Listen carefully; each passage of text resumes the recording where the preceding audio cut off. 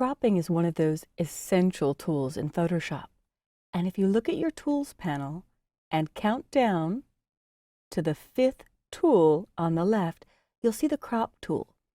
Or I could just hit my letter C by itself for Crop on the keyboard, and that switches to the Crop tool. With the Crop tool active, you'll see corners, and when I mouse over each corner, I get a stretch icon. Or even the middle will stretch up and down. So if I wanted to take away part of the top of this image, I would pull down. On the right, I could pull in and to the left. Normally, I work from each corner. And in this shot, I'm going to keep an eye on the default rule of thirds. If you haven't heard of the rule of thirds, here's some words of wisdom that a photographer told me. If you ever look at your childhood photos, you'll notice almost everybody is centered, and everybody's squeezing to try to get in the shot or leaning back to try to get into the camera lens. A couple of things that will make your images more interesting. Don't center everything. If I put this pug directly in the center, it's not really a compelling shot. The rule of thirds has 1-2 guides here, 1-2 guides here, splitting it into thirds. If I drag up and to the right, you want the compelling or interesting part of the shot to land in a power point, so the pug's face close to where 2 guides intersect. This gives the eye a place to rest. I do love the sky in this shot, so I'm going to include a little bit extra, but I don't want the pug dead center. So I'm going to pull into the shadow a bit, and now the top of the pug's head is hitting close to that power point, the intersection of 2 guides. However, I may find these feet distracting, so I might decide to remove that as well. And if I really like the sky, maybe I aim for the pug's face to be in the lower quadrant, keeping that rule of thirds in mind. I think that's ultimately where I will land on this shot. And if a little bit extra sneaks in, I could use Photoshop's ContentAware Fill. But I can do 3 things to do the crop. I could click this check mark to say I'm all done and I want to commit to the current crop operation. I could double-click anywhere inside the crop area. Or if I'm a keyboard user, I could press my return key on the Mac or enter on Windows. And now I like the overall look and feel of the shot. I'm not distracted by the person standing over here. I've got gorgeous blue sky, and my eye has a nice place to fall or rest. Now let's take a look at a different shot. In this image, I love it. However, it was taken kind of crooked at an odd angle. I want to cut out a little bit of the sidewalk here, but not too much. So I'm going to pull up from the lower right corner.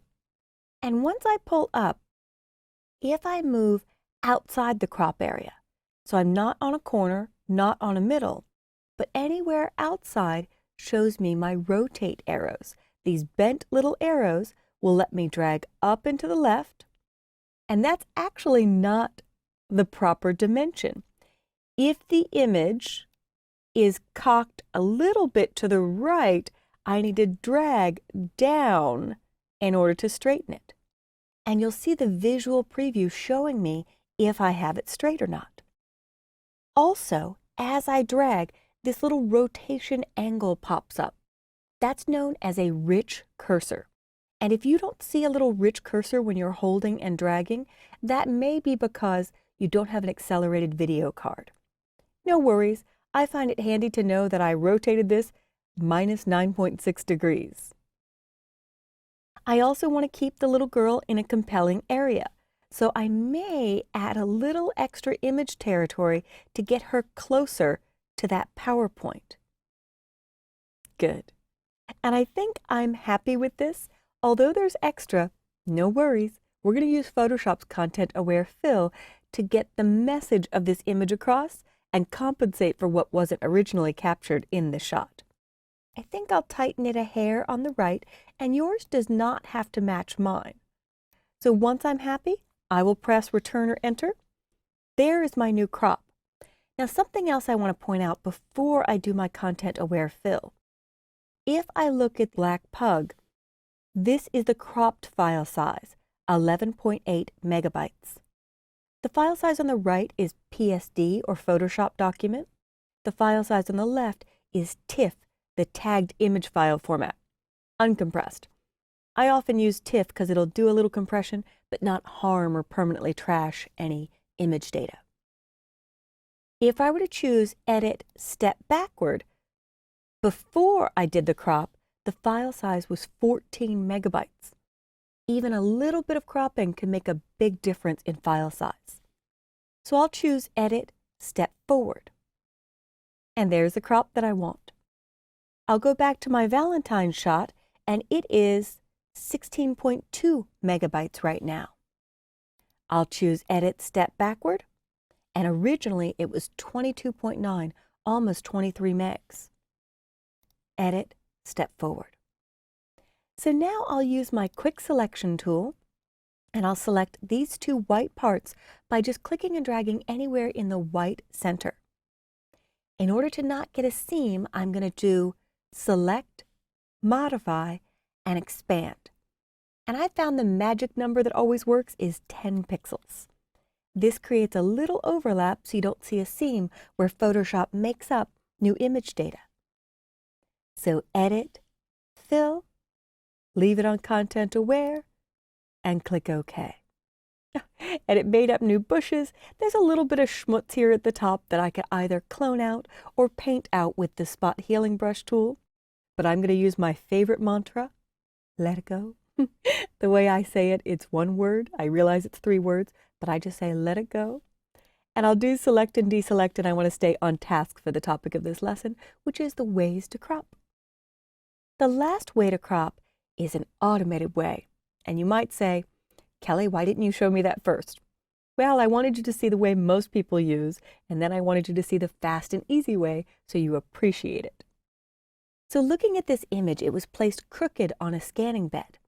So I will choose File, Automate, Crop, and Straighten Photos. And boom, it's done. And just for fun, let's go to Image and Auto Color, and all the years are wiped away. I may also try Image Auto Tone, far better, and I could try Auto Contrast. It may be a little flat, not a huge difference. But if I take a look in my History panel and stretch it, here is what I started with before the color correction. Here is what I have now. Here is the original, and here is my end result. And if you use File, Automate, Crop and Straighten Photos, Photoshop does open up a new document because you may have 4 or 5 images on a scanning bed that it can perform this action on. So give the crop tool a try. There are far more options, but my goal was to show you how to pull in and crop and do cropping thoughtfully, and also how to save a step by cropping and straightening at the same time.